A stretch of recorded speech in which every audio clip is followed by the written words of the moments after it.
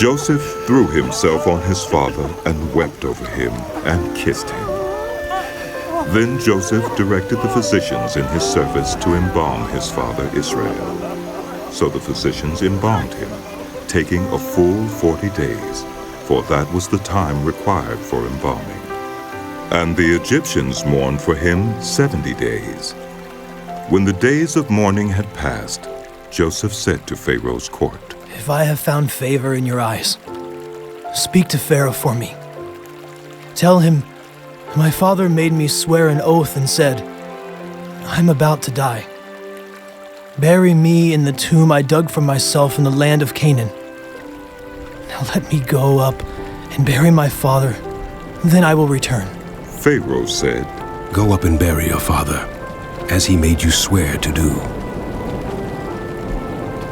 So Joseph went up to bury his father. All Pharaoh's officials accompanied him, the dignitaries of his court and all the dignitaries of Egypt, besides all the members of Joseph's household and his brothers and those belonging to his father's household. Only their children and their flocks and herds were left in Goshen. Chariots and horsemen also went up with him. It was a very large company. When they reached the threshing floor of 𝗲𝗲 near the Jordan, they lamented loudly and bitterly. And there Joseph observed a 7-day period of mourning for his father. When the Canaanites who lived there saw the mourning at the threshing floor of 𝗲𝗲, they said, "The Egyptians are holding a solemn ceremony of mourning." That is why that place near the Jordan is called Abel-Mizraim. So Jacob's sons did as he had commanded them. They carried him to the land of Canaan and buried him in the cave in the field of Machpelah near Mamre, which Abraham had bought along with the field as a burial place from Ephron the Hittite. After burying his father, Joseph returned to Egypt together with his brothers and all the others who had gone with him to bury his father. When Joseph's brothers saw that their father was dead, they said, "What if Joseph holds a grudge against us and pays us back for all the wrongs we did to him?" So they sent word to Joseph, saying, "Your father left these instructions before he died. This is what you are to say to Joseph. I ask you to forgive your brothers the sins and the wrongs they committed in treating you so badly. Now please forgive the sins of the servants of the God of your father." When their message came to him, Joseph wept.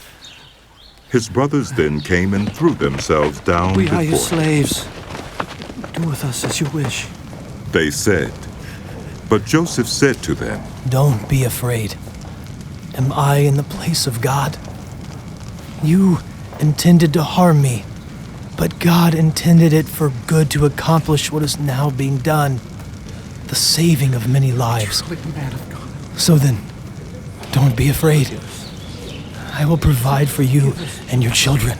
And he reassured them and spoke kindly to them. Joseph stayed in Egypt along with all his father's family.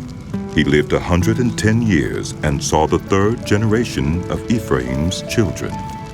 Also the children of Machir, son of Manasseh, were placed at birth on Joseph's knees.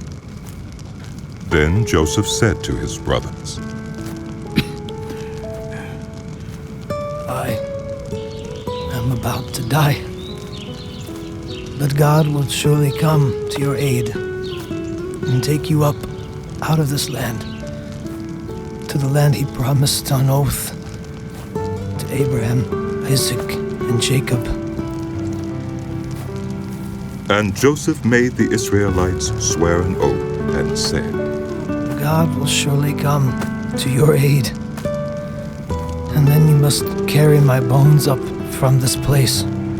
So Joseph died at the age of 110, and after they embalmed him, he was placed in a coffin in Egypt.